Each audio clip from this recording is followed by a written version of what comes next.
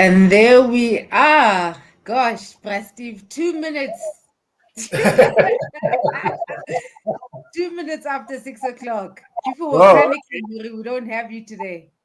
No, I'm here. I'm here. It's nice to see you and happy Wednesday, Black Wednesday. As usual, my job is not much, but to ask you, sorry about that. My job is not much, but to ask you to take the mic. You know exactly where you want to start from. I must tell you that these sessions are so popular. So people are already in the house ready for today's lesson. Okay. Good evening, Tiki, and good evening to the viewers. I'm sure there are quite a few people, or in fact, I just hope all the viewers will know that tomorrow will be 70 years of the Freedom Charter. And, what is spoken about in media today is what the Freedom Charter was. Now, this is relevant for what we've been doing since the beginning of the series. I just need to point out, what actually happened today in relation to, reflections on the Freedom Charter.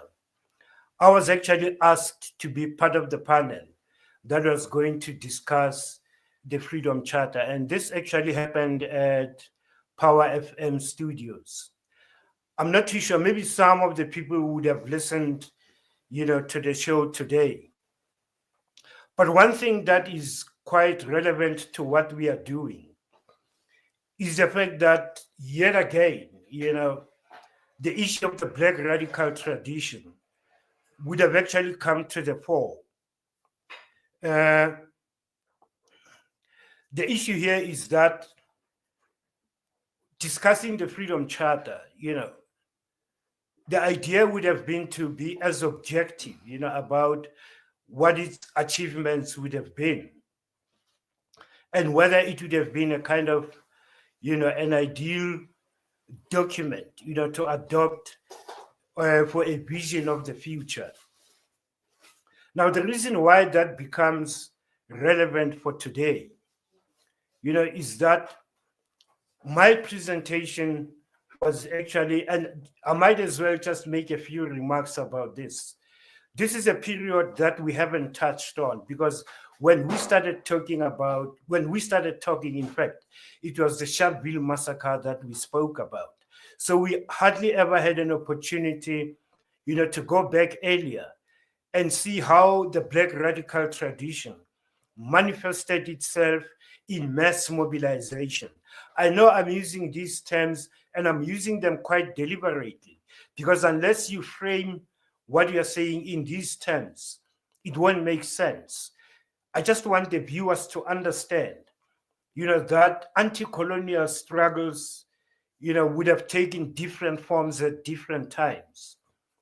But if you were to begin in the 1920s, what you would be seeing there is a kind of mass movement that actually, stretched from around 1920 to 39, disrupted only by the Second World War. Now, I need to remark about this because this is important. When we started this series, I remarked that the problem with, in fact, the Black radical tradition, given the circumstances of its emergence, require and almost demand that it should be minimized, it should be misinterpreted, and it should be misrepresented. Now, that has actually happened to the Black radical tradition that was responsible for the mass movement of the first, of the 20 years between 1919 and 1939. What was happening there was a mass movement inspired by a Black radical paradigm. What paradigm was that? I haven't spoken about that because we haven't gone that far. But the historical reality is that the mass movement of that period was inspired by Marcus Garvey's, Universal Negro Improvement Association, UNIA, in the US, To some extent, it was inspired by that. But inspired is something that we need to explain here, because that movement would have happened with or without the influence of the Garveyite, tradition, or of Marcus Garvey. The issue here is that in South Africa as well, chapters of UNIA were established. And it is these chapters of UNIA, the Universal Negro Improvement Association, they call themselves chapters of UNIA, but they were in South Africa. And part of what historians agree or disagree on is that the Ama Israeli of Enoch Mgijima were in fact also inspired by the Garveyite, or were influenced by the Garveyite tradition. In actual fact, it is interesting to note that when Ama Israeli were told to move, they simply refused, despite the fact that it was clear that if they didn't, there was going to be bloodshed. Now, the issue here is that they went into 1921 quite aware that their stance may actually lead to, serious numbers of fatalities. But they stood firm and decided that they are not going to be, taking heed of what the colonial administration was saying. You may well ask, in this kind of contestation leading up to Bulhoek in 1921, where was the ANC? Was the ANC part of this movement? No, the reality is that it was not. In actual fact, the only thing that the ANC did was to send a letter, and the letter was sent by Sefako Makatu, who was president of the ANC at the time. He wrote a letter to Enoch Mgijima, pleading with him to, take heed of what the colonial administration was saying, begging him to actually step down, and not confront the colonial administrator. He actually used the kind of language that was so, probably condescending, but so cowardly, that almost in, due respect to the crown, kind of an expression. And, Ngijima just felt he's not going to dignify that letter with a response. The long and the short of it is that 200 members of the Ama Israeli were slaughtered, on the day of the Bulhoek massacre.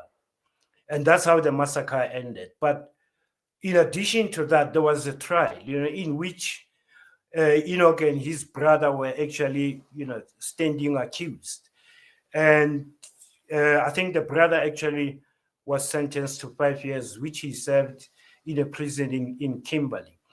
But one of the most important things about Ama Israeli, was that this struggle of theirs was not only a struggle of, of people, but it was a religious kind of thing. And this is not being understood quite clearly.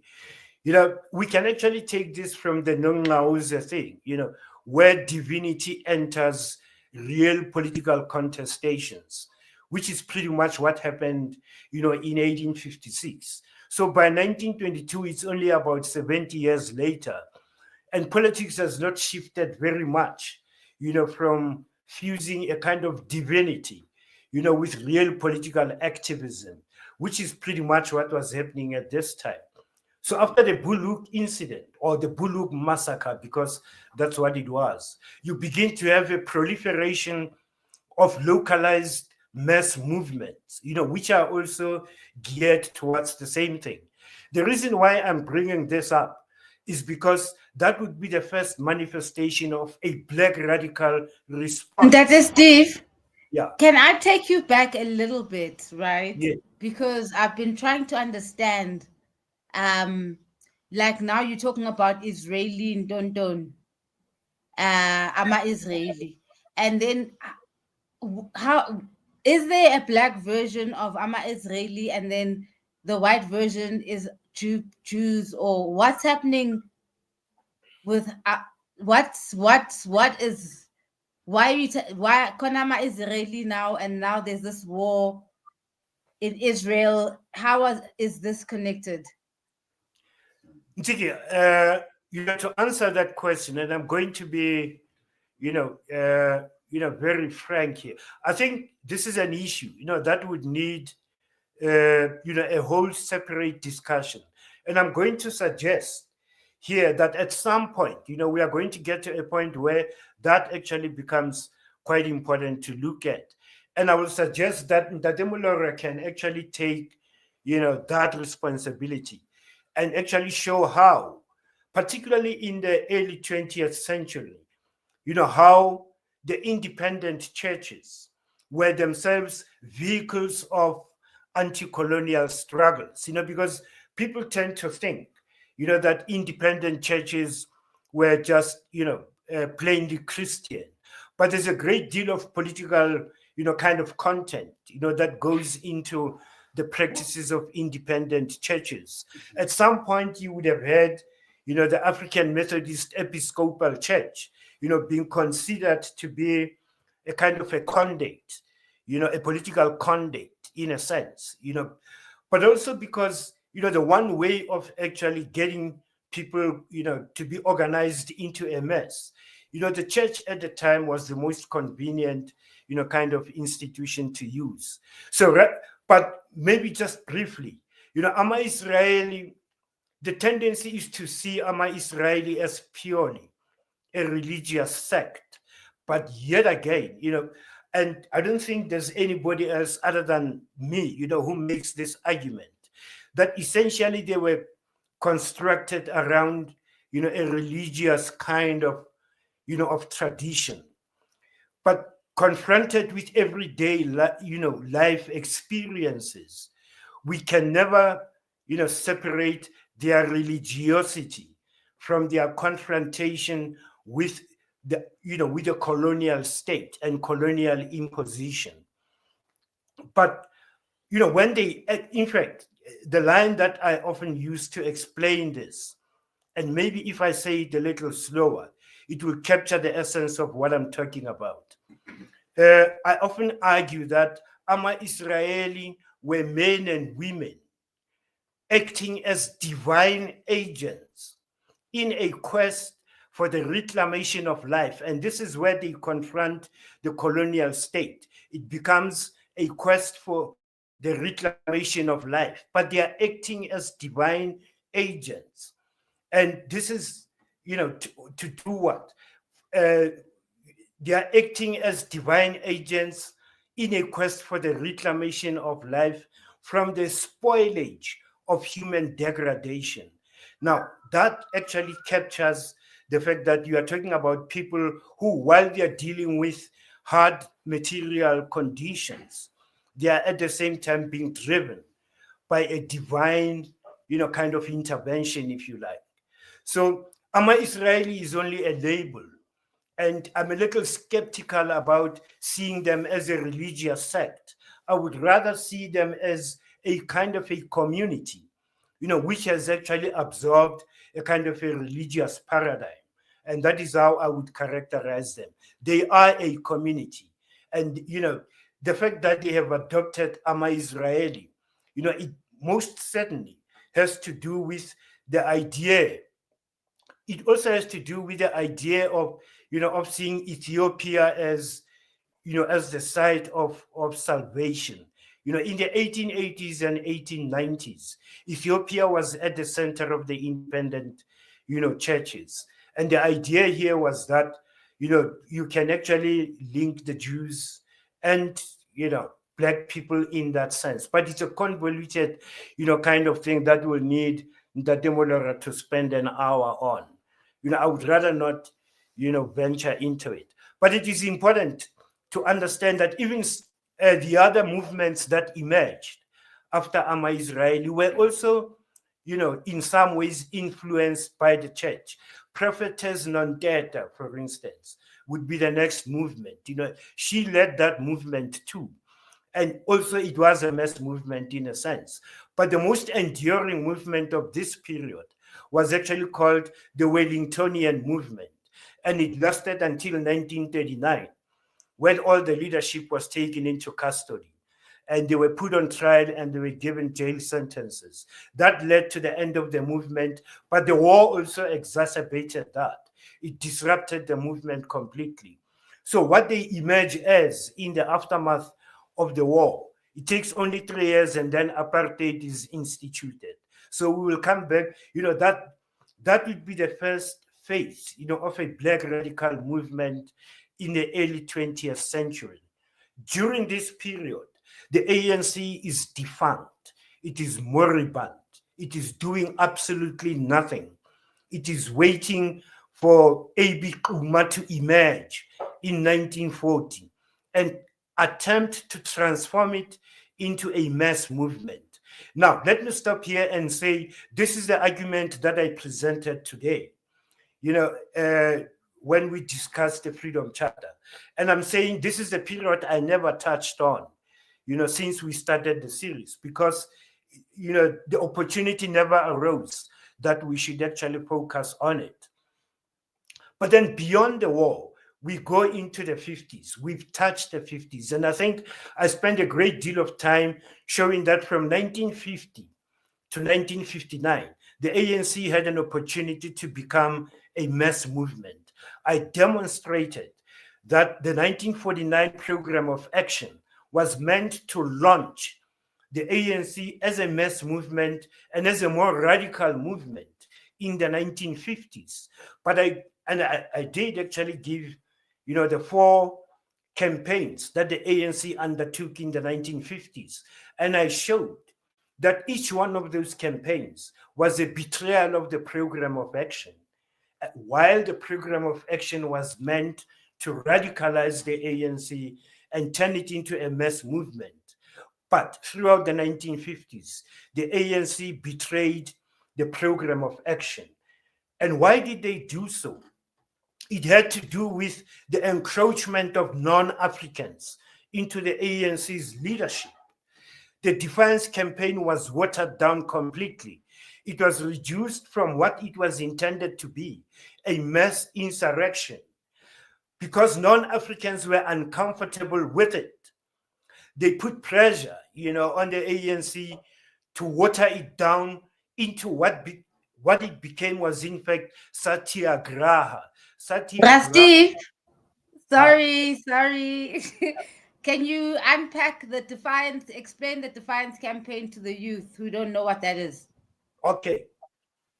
The first campaign of the 50s, I said it was May Day. On May Day 1950, the ANC tried to mobilize people to celebrate May Day.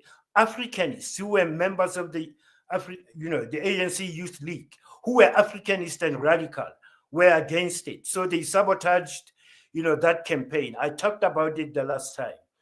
Then the second campaign was the Defiance campaign. It's interesting to look at the debates going into the Defiance campaign. Again, the Africanists inside the ANC had in mind a situation where the Defiance campaign would become a mass insurrection. What mass insurrection is this?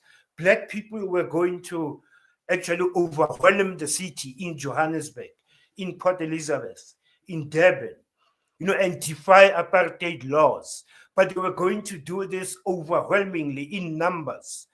And the interesting thing here is that in the Transvaal at the time, there was the Transvaal Indian Congress.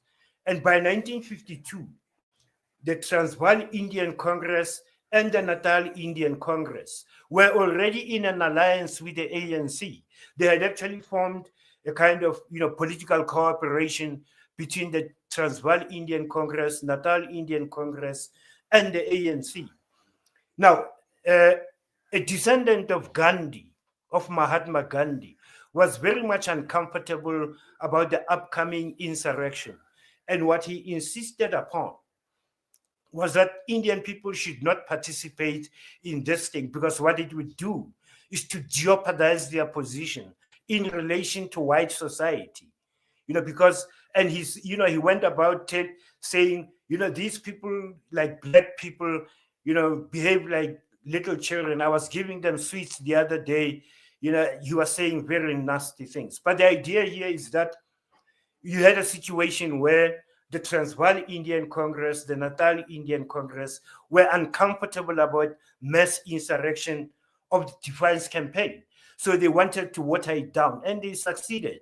What actually happened is that a committee of 4 was constituted. One African, one colored, one Indian, and one white person. And yet, and this is where the problem, and it was to decide on how the Defiance campaign was going, to unroll. Now, the Africans obviously objected to this, that why don't we have at least 5 African delegates in this, proportional to Africans, in the population. The long and the short of it is that, because there was, again, black as absence, black was absent in this, kind of campaign, in the decision-making process of the Defiance campaign itself. It was reduced to that. It was reduced to passive resistance. Passive resistance is what Gandhi was doing early in the century, turning the other cheek. Now, that did not go down well with the radicals inside the ANC, the Africanists. And it had some ramifications. Now, in Johannesburg, it was disciplined. Mandela was volunteer in chief, and these people were marching, like disciplined cadres of the movement, not wanting to affront white sensibilities, but, staging this protest respectfully. In Germiston, they were led by Chief Albert Luthuli himself. He was the volunteer in chief. There too, it was disciplined. Now, the difference was in East London and in Port Elizabeth. Just as well, I was asked to explain what the Defiance campaign was. Let's see how it ended in Port Elizabeth. There was no influence of the Eastern Cape Indian Congress, in Port Elizabeth. There was no Indian Congress, to interfere with a mass insurrection. And in Port Elizabeth, it became a mass insurrection. There were a few fatalities, including injuries to civilians, to white people. And that was quite unacceptable to the ANC. But that wasn't even the worst of the case. In East London, it got out of hand completely. Sometime in the afternoon of the day, people from Duncan village were marching to town, and they were stopped by police. And there was a confrontation between residents and police, and residents were driven back into the township. Along the way, they met a Catholic nun, Sister Aidan. And Sister Aidan had been working with this community for years. They loved her, they knew her. But what had happened in town was, in fact, so brutal that all of that was completely forgotten. Sister Aidan was captured. She was actually beaten to death. And her body was never recovered, by the way. It is believed that she was mutilated, actually. And as a response to that, the police came down on Duncan village in ways that you wouldn't believe. 200 people actually, nearly 200 or more people actually died, on the day. And all along, the Duncan village massacre has been, completely out, not exposed at all. Until quite recently, a book was written, about the Duncan village massacre. And, it slipped my mind, but I will actually send you the title of the book. I think it was published only in 2022. So that was the Defiance campaign. It should have taken the form that it did in Duncan village. But the Transvaal Indian Congress and the Natal Indian Congress made sure that it doesn't. But it had other consequences as well. Govan Beki was a member of the Transkeian organized bodies. Now, the Transkeian organized bodies had a number of other political formations, which were affiliated to it. And one of these was the Non-European Unity Movement.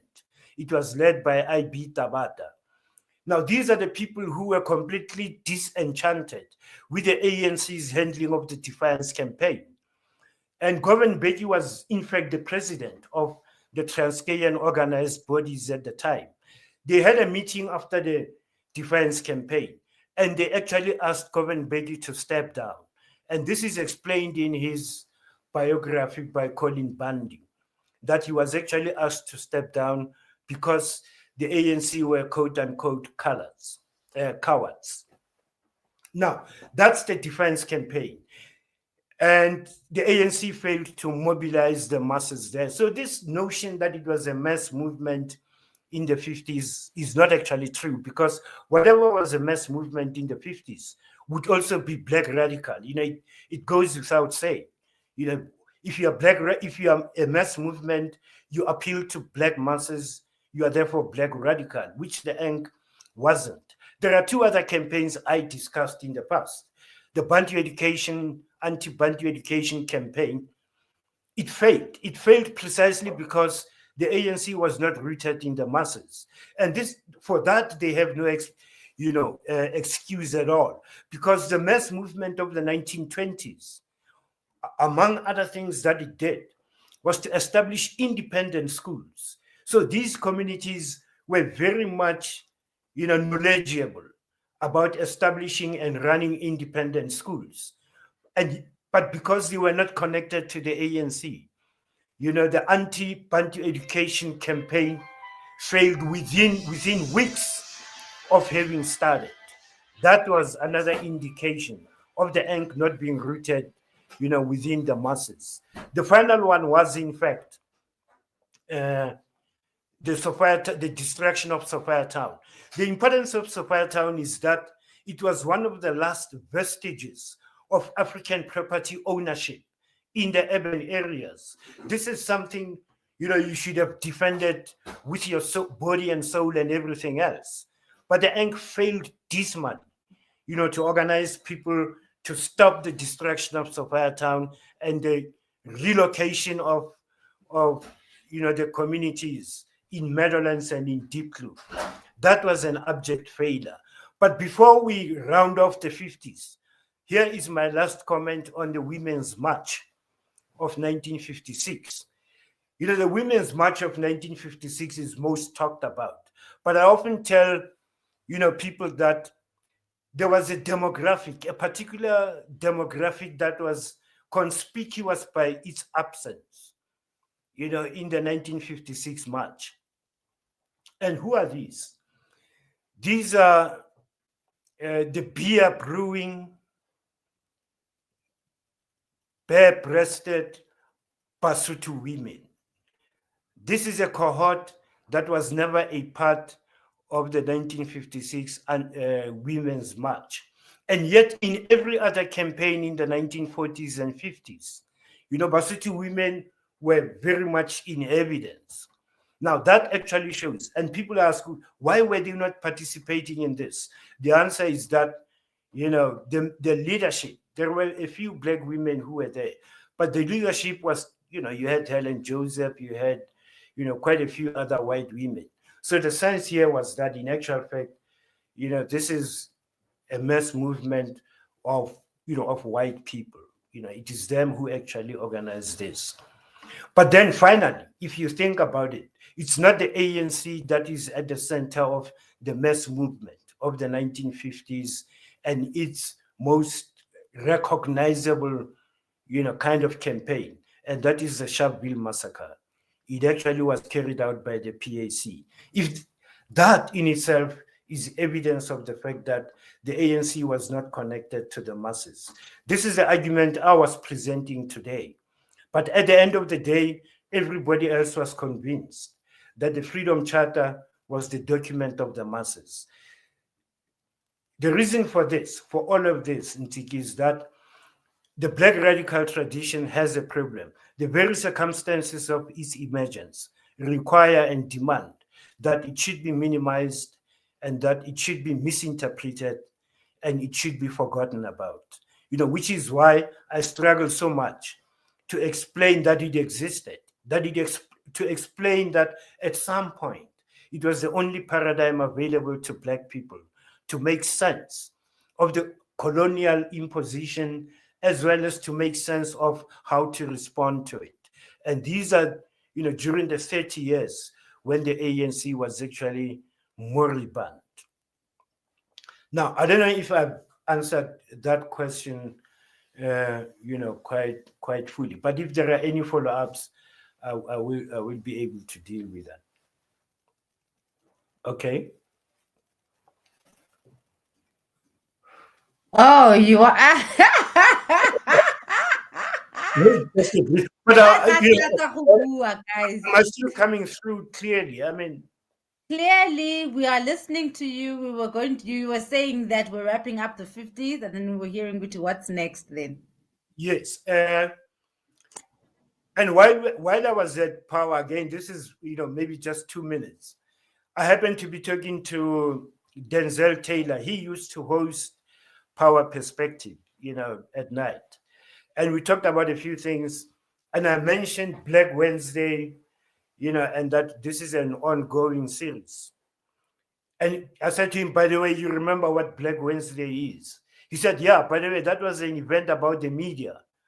And I said, Denzel, you know what I said to the viewers on day one? I said Black Wednesday was not about Donald Woods. Black Wednesday was about Steve Biko. And the reason why we want to see it as being about Donald Woods is because it's a black radical, activism. And we minimize it, we misinterpret it, and we misrepresent it, which is pretty much, what is actually happening.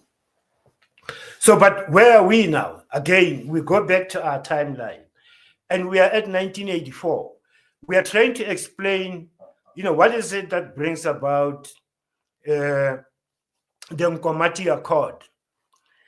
I think I did I know a lot of people may still have a lot of questions about, my representation again, of MK's, cross-border insurgencies between 1977 and 1984. Some people may feel that there are quite a number of questions to deal with, and I'm perfectly happy, for people to, go back to those and raise whatever questions that they may have. But the one thing that is quite clear here is that we were also talking about the June 16 detachment and what finally happened to it. And I think the ways in which I was representing this, it is to show that despite the fact that, some cohort of the class of 76 did actually join the ANC and by extension joined MK, that did not mean that their black radical, predisposition was actually completely gotten rid of, which is why I probably didn't take much time explaining this. But what the ANC was confronted with in exile and also in MK camps was to deschool completely the new recruits, from the black radical predisposition that they may have held, and infuse a completely new understanding, of the liberation struggle.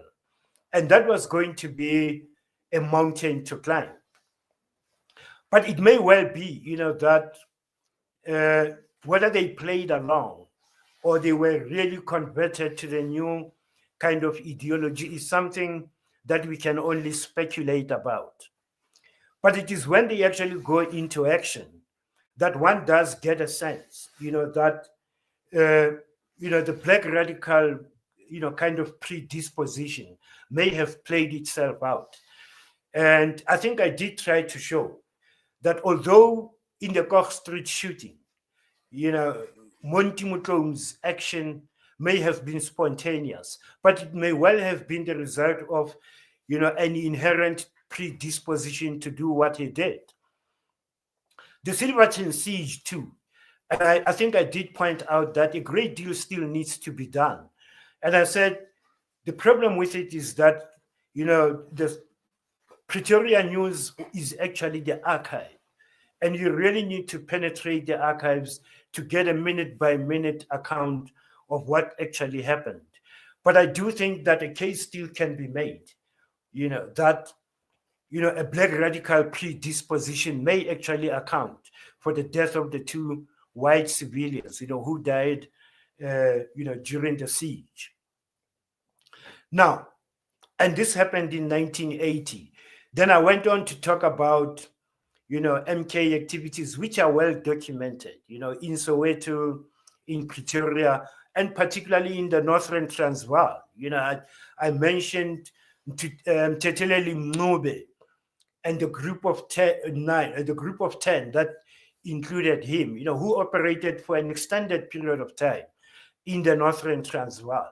And it would seem that at some point, the whole idea of not bringing violence to civilians was actually lost in that kind of a context.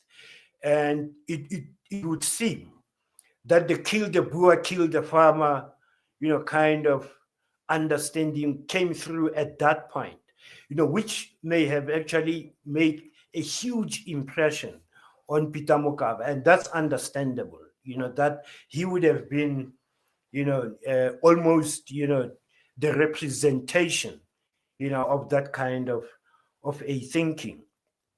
And I did explain that by 1982, you were beginning to have a decline in cross-border insurgencies. And I said, this decline can be explained. It can be explained by what happens in January 1981. And in January 1981, that is when the SADF raided Matola in Mozambique. Now, the response of the ANC to that was to suspect that this was made possible by the fact that the movement has been infiltrated. Infiltrated by who? Specifically by the class of 76. In actual fact, John Nkadimeng actually makes the statement that since the rise of Black consciousness, the ANC has been receiving apartheid spies in unprecedented numbers. This is what he says quite openly. And what begins to happen is that, after the Matola raid, 1981 and up to 1983, the ANC and MK are consumed by what they call shishita, to sweep up. So they are sweeping the movement clean of Black radical impurities, because this is what it was. It took that long. But in 1983, something else happens, that forces deployment of MK cadres into Angola to pursue UNITA. Now, that actually happens in August 1983. But by December 1983, already that has led to a very serious discontent. And it lays the basis for the Vienna uprising that would later, happen. Now, this deployment, of MK into fighting, MPLA war against UNITA, it happens at a time when already Frelimo is considering its position in relation to the ANC. And they are certainly watching this development, where energies are being expended in dealing with internal, problems instead of attending to keeping the SADF at bay. But what compounds the situation for Frelimo is the fact that precisely at this time, P.W. Botha jacks up, his assistance to Renamo, and Renamo escalates its attacks, into Mozambique. Now that pushes Frelimo, to the wall, and they decide that there's nothing we can do but to come to some kind of an agreement with PW. And in January 1984, the negotiations may have been going on behind the scenes for some time, but the actual accord was actually signed in January 1984 in Piet Retief. Now, we have to understand what the consequences of that accord would be. If you think about it, from 1977, from the Solomon Mahlangu, episode, right down to 1984, most of the cross-border insurgencies would have emanated from Mozambique. There's no doubt there were attempts made to use the western border, with Bophuthatswana. But it is documented in history that 9 out of 10 attempts, to go through Bophuthatswana, ended up with people being in Bophuthatswana jails and sent to South Africa. So that kind of constellation with Bophuthatswana actually worked, for the apartheid state. But with Mozambique, with the Mozambican leg, kicked out of the armed struggle equation, MK was, thrown into a complete disarray. And what begins to happen there is a lot of, Askari activity beginning to emerge. And I would advise people, and this is a light reading, I would advise people to look at Jacob Dlamene's Askari.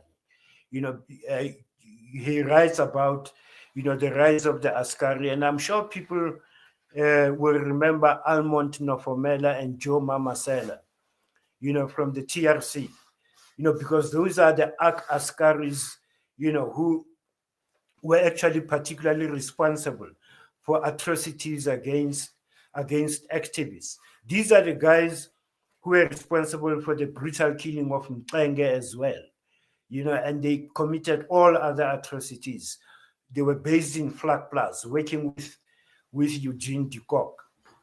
Now, with the Mozambican leg, kicked out of the equation, what was left would have been, Zambia yet again and Angola.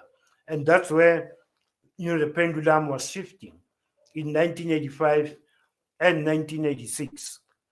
But while this was happening, there were developments inside the country, developments that would impact on what was happening in exile.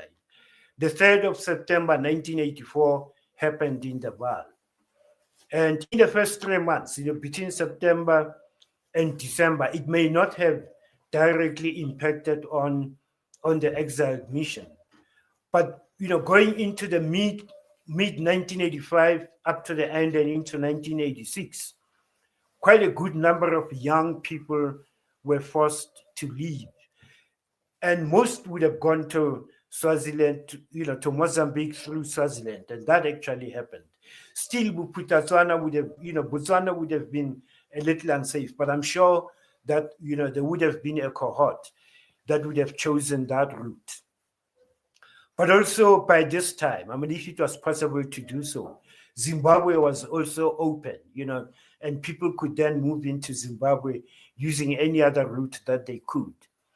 But you realize here that when the class of 84, gets to go into exile and absorbed into MK and into APLA, particularly for MK, this happens at a time when MK is in complete disarray in Mozambique. So the pendulum is shifting to Zambia and to Angola.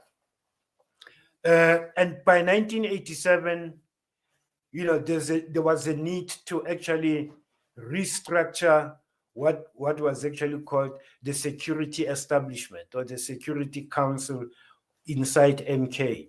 And in 1987, Jacob Zuma was actually, made head of Mbokodo. Now, is it where Thami Zulu's problem started? Actually, no. Thami Zulu gets appointed in 1983. He is appointed to become head of the Natal machinery. When he came back from the Soviet Union, he was made a camp commander. And later, apparently because Chris Hani and Joe Medisa appreciated his skills, they decided to make him a camp commander and then later appointed him to be head of the Natal machinery. And the Natal machinery was actually operating in Natal. Now, it is said that 2 people objected to this appointment of Thami Zulu to head the Natal machinery. And these 2 people are Moses Mabhida and Jacob Zuma. They objected, strongly to this, to this appointment. They preferred, a candidate from Natal instead, to be appointed to the position. But Chris and Joe Medisa were going to have none of it. So Thami was actually, confirmed, as as head of the Natal machinery. But it is said that that very position, was extremely difficult for Thami because of what happened to the predecessor. The predecessor, of Thami in this position uh, was actually betrayed. It is said that he was actually betrayed, captured by the system, and actually killed. And Thami was feeling probably a bit uncomfortable about that. But Thami was a brave man, and he did actually take up the position. But once he had taken up the position, there was a deployment of about 8 cadres, uh, and the fate of the 8 cadres again. They were captured and they were actually killed. Now, the problem here was that who was to blame for this?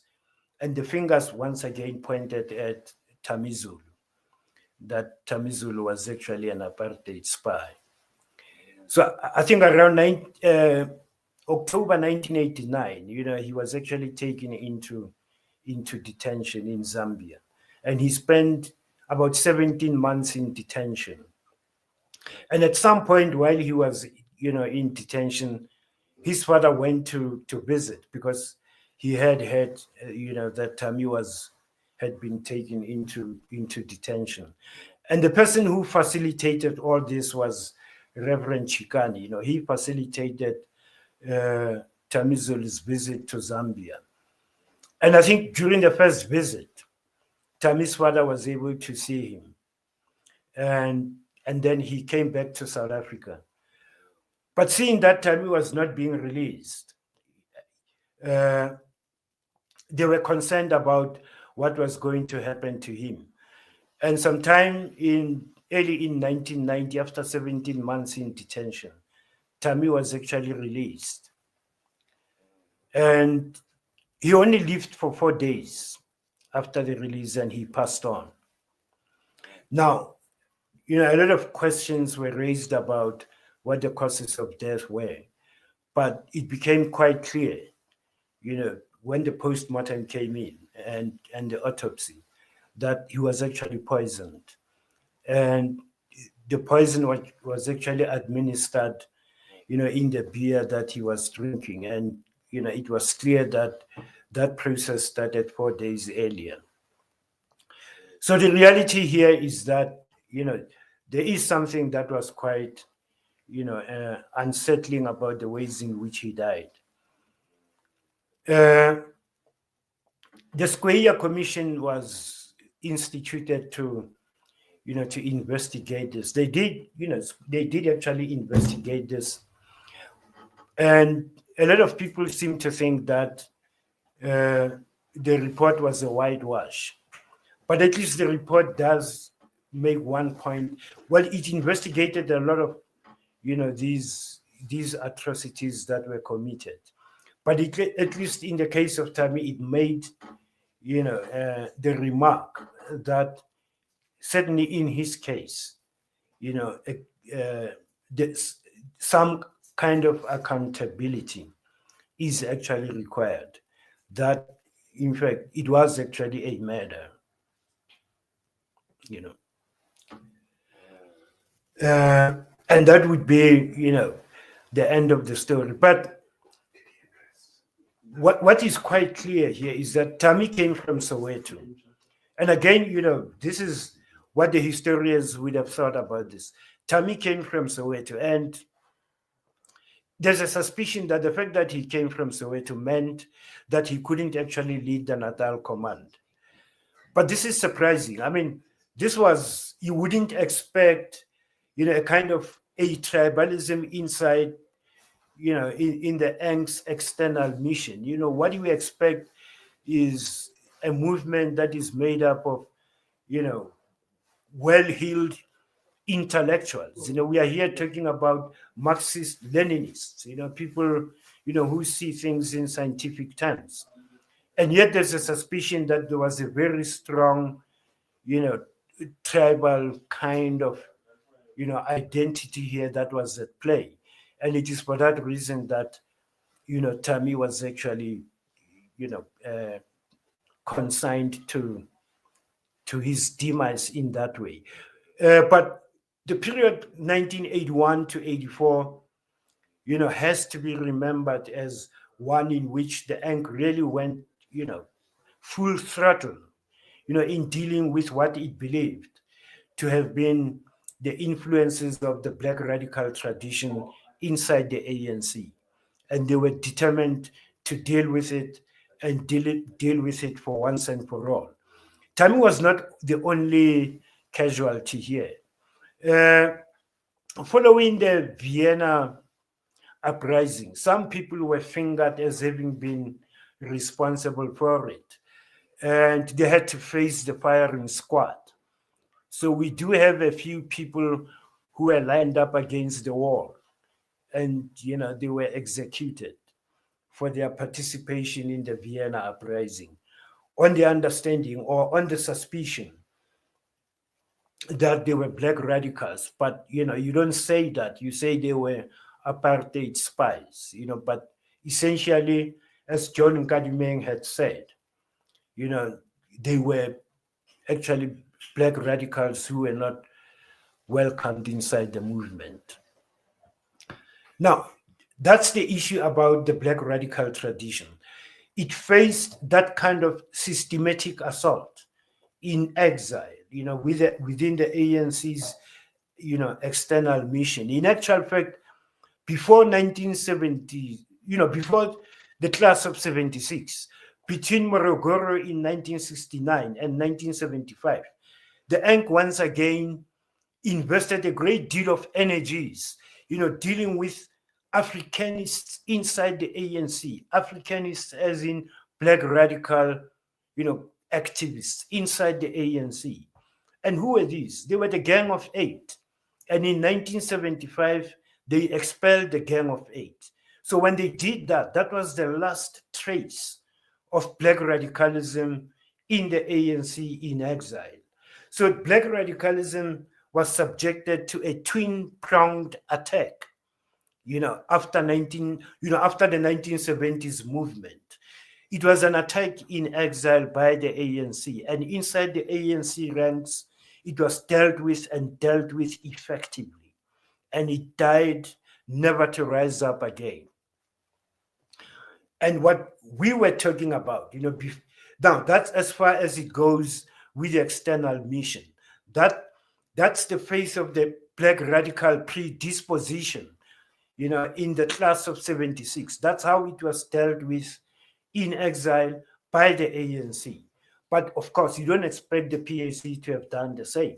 The PAC actually welcomed, that particular cohort.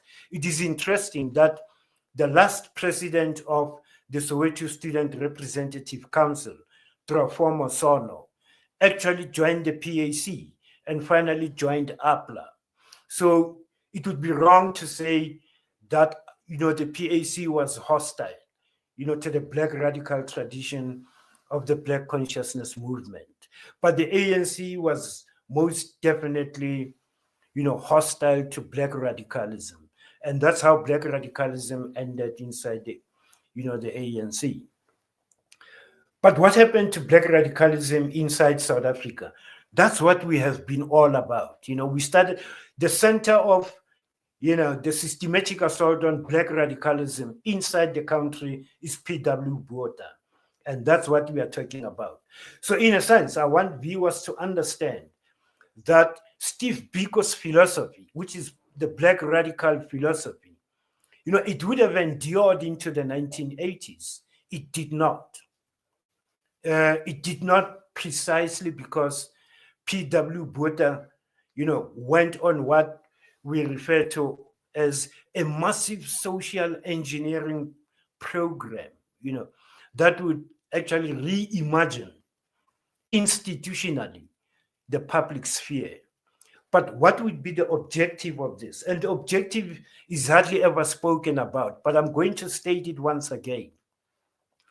The objective of total strategy was not to counter total onslaught. Look, I've given you a picture of what total onslaught was. from Solomon Mahlangu right down to 1984.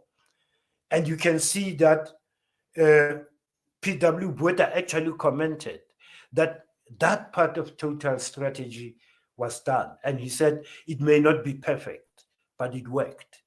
So he was done with total onslaught.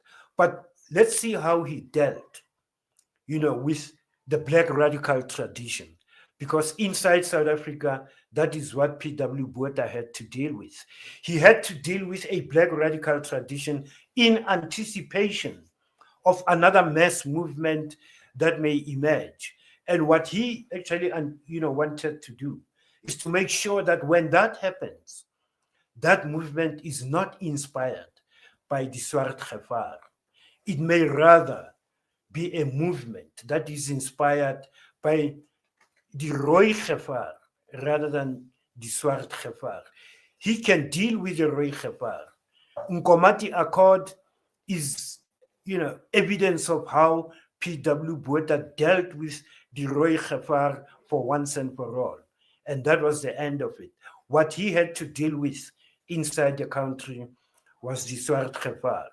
And we started talking about it and I started talking about how he reorganized universities. Ziki, can I ask for just 2 minutes? Yeah. No problem. Don't worry, Pastor Steve. It's we've been on for 56 minutes anyway. So if you want to start wrapping up, it's okay also. Oh, are we about to finish now? Yes. Oh. Well, yes. Well, we can start maybe in 15 minutes time. No, that's fine. Let's finish. I mean, I don't want to. No, do you want me to... we love. We're saying, you're asking to rest. So I'm saying, do you want us to wrap it up and then we can I can just quickly have a sip of water and then we can go on.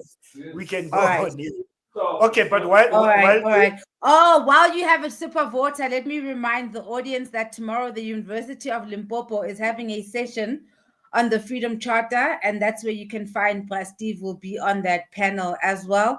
If you have not subscribed already to Moya Podcast on YouTube, please can you do so? We're not having episodes this week because we're doing some behind the scenes stuff. So please, can you just watch old episodes and catch up, because really they're all gems. So thank you once again for joining us. Every single Wednesday, we are here to learn about South African history. Okay, that is Steve. Yes. Ntiki, I think the last time, we still need to talk about how total strategy, that aspect of total strategy unfolded, from the moment P.W. Botha actually took over. But I still want people, and I know, this is something I need to explain from time to time. The mass movement of the 1970s would have particular sites as in locations. High schools were the location of struggle, were the site of struggle. Universities were a site of struggle, and the workplace was the site of struggle. So last week I started talking about universities, but if you remember, I had to take a detour and talk about something else. But I think I do have a sense that I did explain how the universities, were again fortified, and the word to use here is actually fortified to make sure that you do not have another cohort of students, who would emerge in the black universities, who would be in the, of the caliber of Onkgopo Setiro, for instance, or of Steve Biko. And that is something that, the apartheid state worked on. And what that actually meant, was that academic staff, that's where it would start. The academic staff would be carefully selected, and they would have an agenda, and their agenda, as I always argue, was actually to promote black mediocrity. And they knew how to do this, to promote black mediocre students, at the same time to suppress black talented students, because the understanding was that it was not only the fact that, black talented students, would take up, top positions either in industry, or in the legal fraternity. The issue here was to be able to exercise control, over black people. So often in the 1970s and 80s, particularly in the 80s, you would hear of a student who went to Tafelop and came back because he was mad. He went crazy. And then in the townships, you'd say, "Ohlantswa ke dibuka." But the issue here is that he is a victim. He's a talented student who is a victim simply because the university promotes mediocrity and it suppresses them. Now, the problem here is that they produced the first generation of mediocre black students who would come back to the same university and teach. Now, you can imagine, this is a kind of, it snowballs. You have one generation to the next, of students produced by the same mediocre black academics, and they can only become mediocre black academics themselves, and that was reproduced over time. Now, that's the kind of university education, that would have been available widely, in South Africa for black people at the time. And until 1984, as I explained, when white universities were then open to black students across the faculties for the first time. And for the first time, you had black students, coming into white universities. Now, there's a great deal that I can talk about, in relation to that, how black students were able to find their way in white universities. And, that would be a subject that we shall deal with. But within 5 years of this having happened, there was a reaction from white society. I don't know how many people will remember Dennis Beckett, but he was editor of the Sunday Star. And he wrote an article in 1989 reflecting on this intake of black students. And what he said was that Wits was bending too far blackwards. It was bending too far blackwards in its admission and progression policies. What he meant by that is that black students who otherwise would not be admitted at Wits were being admitted at Wits. Now, that is bending backwards. Now, students who need not have passed would be made to pass at Wits because they were black. But then, among black students at Wits, there would be lighter moments where people would say, someone would say, "Hey man, I didn't actually write an essay." And the other would say, don't bother, you'll plead ubutaki, you'll plead blackness and you will pass the course anyway. And it seemed to have happened, quite, it did happen. And I do know that, it did happen, but let's not get into that. The issue here is that, yet again, what you are seeing in the black universities is, a kind of an institutional reimagining of universities across the board, so that, you have an anti-black dispensation, being instituted into these universities. In terms of the black universities, it was quite clear, what was happening here is that you were having across the board, whether it is in the humanities or it is in the sciences, you had poorly qualified academics coming from Afrikaans universities like Stellenbosch, like Rao, like the University of Pretoria. Those were preferred to go and teach, in black universities at Ngoye, Tafelop, and Fort Hare. And that is what students, would have encountered at the time. But also, because these universities were situated within self-governing territories, they tended to reflect, the dominance of the political elite, of the self-governing territory where they were. For instance, Tafelop would have reflected, the ascendancy of, those that were in the political elite of the Lebelo government at the time, and those that were, related to them. So the point I'm making, I guess, here is that, black universities in themselves were not going to be, open to any kind of mass mobilization that would be inspired by the black radical tradition in the 1980s, because this is what, the apartheid state had already anticipated and was already dealing with. And what about, liberal universities like Wits, UCT, University of Natal? Was there a chance of another emergence of a Steve Biko with a black radical, kind of orientation? The answer is no, precisely because, uh, at West and UCT and others, you had the Black Student Society.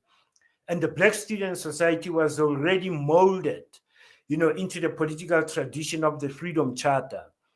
And already that transition had been made, away from the black radical tradition of the black consciousness movement into the charterist tradition, that would become, or that the UDF would become the custodian of, inside South Africa. And therefore, they were already aligning themselves to the ANC.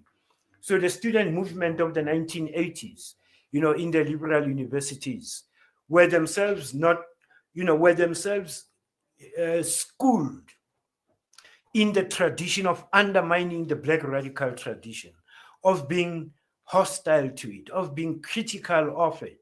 And that is what they were being taught. That is what they were being taught in the lecture theaters. And for them, you can think about, the kinds of, if you think of the history class, what was being taught was the fact that Sophiatown was a non-racial, kind of society. That is the vision that, we should have a non-racial South Africa. And for a radical activist, you are given Don Matera, and you seem to think, yeah, that this is, a black radical expression. But that's not the case. The idea here is that, the black radical tradition across, the humanities disciplines was actually being criticized. If they would refer to a black radical scholar, it would only to put them up as straw men and beat them down again, and then get on to the business of the day, which is actually to push the Marxist-Leninist, paradigm as the paradigm of the liberation struggle. Why am I pointing this out? What's the relevance of this? The BSS, as the student movement in the universities, decided in 90. By then, in fact, when it was still the BSS, it was able to go into the townships and organize with, COSAS in the townships. So you are beginning to have this tradition that is critical of the black radical tradition. COSAS also is, when it is established, it adopts the Freedom Charter. And in that way, it distances itself from the mass movement of the 1970s, and it becomes, affiliated to the mass democratic movement of the 1980s, which is, affiliated to the UDF. So in the universities, that's how the black radical tradition is actually dealt with. But in the high schools, where it was, most intense in the 1970s, it was yet again, neutralized, and COSAS, was allowed to thrive. The other day, I made this comment. I said, when the Soweto Students' League was established, it was crushed immediately with determination and made sure that it doesn't exist. But COSAS was established hardly a year later, and it was allowed to thrive. Nothing happened to it until 1991. So the point here is that, look, I know that I made, and this is not, I'm not actually, putting this argument, arguing for a particular political tradition. I would have done the same thing in a lecture room. This should be a lecture about the Black radical tradition. The question is, if South Africa is historically a settler society, why is it that you don't have the Black radical tradition defining the liberation struggle? This is what we are trying to answer here. We are trying to respond to that. It is the infiltration of the non-Africans, non-Africans taking responsibility for Black struggles. In actual fact, think about it. We called our struggle the struggle for Black emancipation, and they said it's an anti-apartheid struggle. Anti-apartheid struggle is what the Labour Party of Britain is doing. Anti-apartheid struggle is what NGOs in the US were doing. What we were involved in was the struggle for Black emancipation. That too has been watered down completely. That accounts for what happens to the Black radical tradition. Next, we'll talk about what happened to it in the workplace. Yes.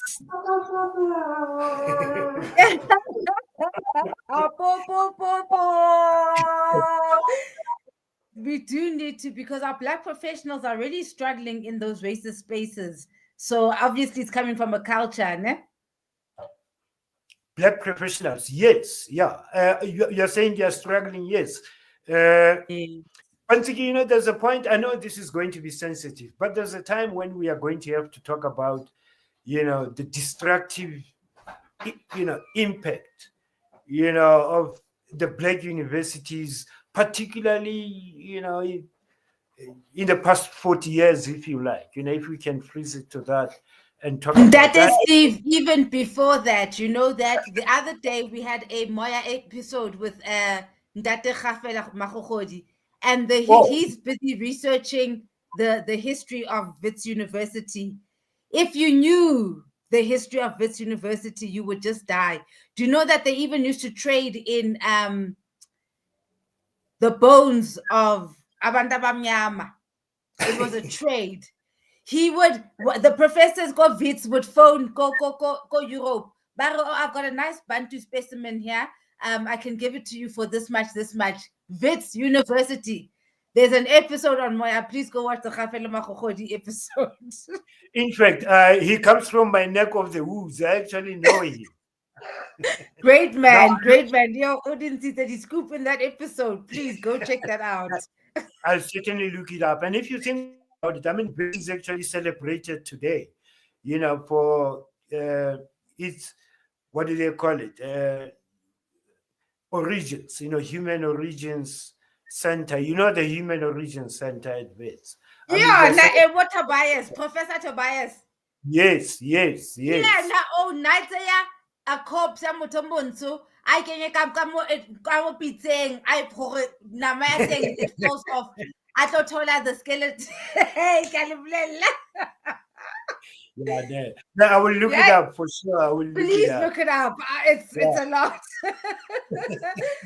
Steve, thank you. Okay, thanks, Ntigia. And we'll see each other as usual. Pardon? Oh, kind of, we're seeing each other tomorrow also. Yes, yeah. There. For the University of Turfloop, do you quickly want to break down what you guys are doing, what it is exactly, so that the audience can also know? Yes, there are two. Stream it, guys. Yeah, there are two. For both, there are two. So there's tomorrow, and there's the seminar coming up at Turfloop in July on the 15th and the 16th. Now, tomorrow it's just Freedom Charter. That's what we are talking about. And I think, Ntiki, here, let's be, serious about this. What we are doing tomorrow is to offer a kind of a Black radical critique, of the Freedom Charter. And we are not making things up. We really are true to historical reality and historical facts. That's for tomorrow. But at Turfloop on the 15th and 16th, we have two topics that we are dealing with.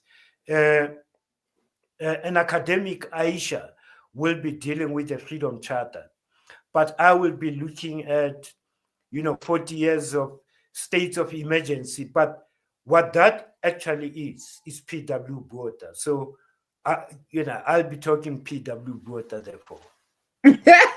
Imagine, cabanga nje. Hi, guys. So tomorrow we're on again at 6 p.m. and we are unpacking the Freedom Charter.